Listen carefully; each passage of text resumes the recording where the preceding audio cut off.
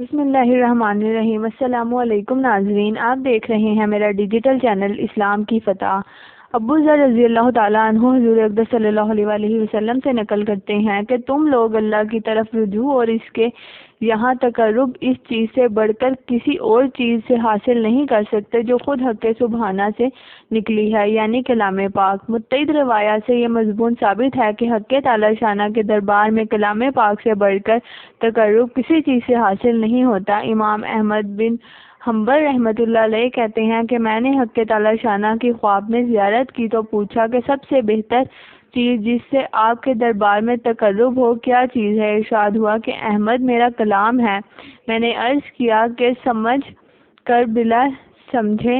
ارشاد ہوا کہ سمجھ کر پڑھے یا بلا سمجھے، دونوں طرح معجب تقرب ہے۔ اس حدیث شریف کی توضیح اور تلاوت کلام پاک کا سب سے بہتر طریقہ تقرب ہونے کی تشریح حضرات اقداس مولانا شاہ عبدالعزیز صاحب دہلوی کی تفسیر سے مستنبط ہوا ہے، جس کی حاصل یہ ہے کہ سلوک اللہ یعنی مرتبہ احسان حق سبحانہ تقدس کی حضوری کا نام ہے، جو 3 طریقوں سے حاصل ہو سکتی ہے۔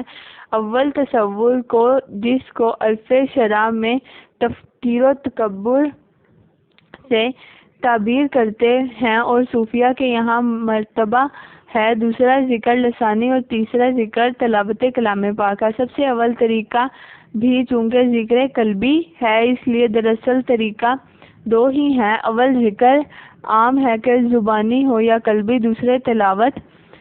جس لفظ کا اطلاق یعنی حق سبحانہ و تقدس پر ہوگا اس کو بار بار دہرایا جائے گا۔ جو ذکر کا حاصل ہے تو مدعا کے اس ذات کی طرف توجہ اور الفات کا سبب ہوگا، اور گویا وہ ذات مستحضر ہوگی، اور استحضار کے 2 عام کا نام معیت ہے، جس کو اس حدیث شریف میں ارشاد فرمایا ہے۔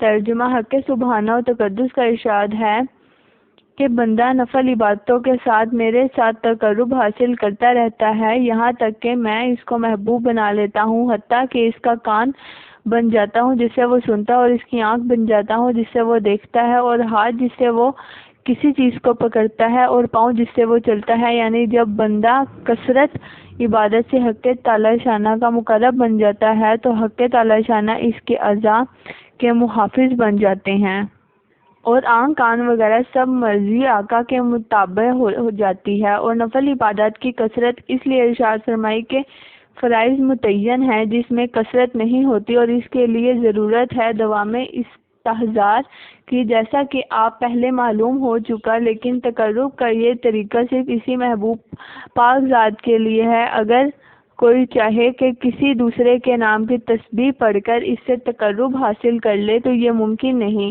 اس وجہ سے اس قسم کے تقرب میں جس کی طرف تقرب ہو اس میں 2 بات کا پایا جانا ضروری ہے۔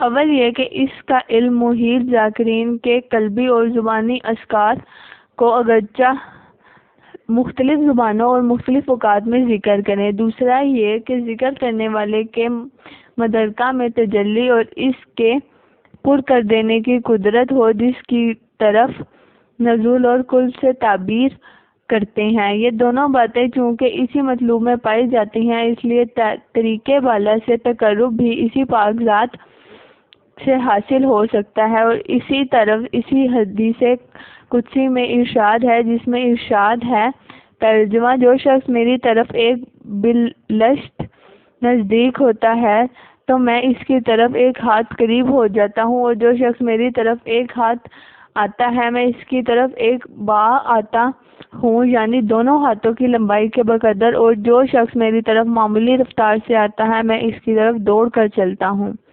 ناظرین، آپ کو یہ واقعہ اچھا لگا تو اپنے دوست احباب کے ساتھ شیئر کریں اور کامنٹ میں بتائیں۔ جزاک اللہ۔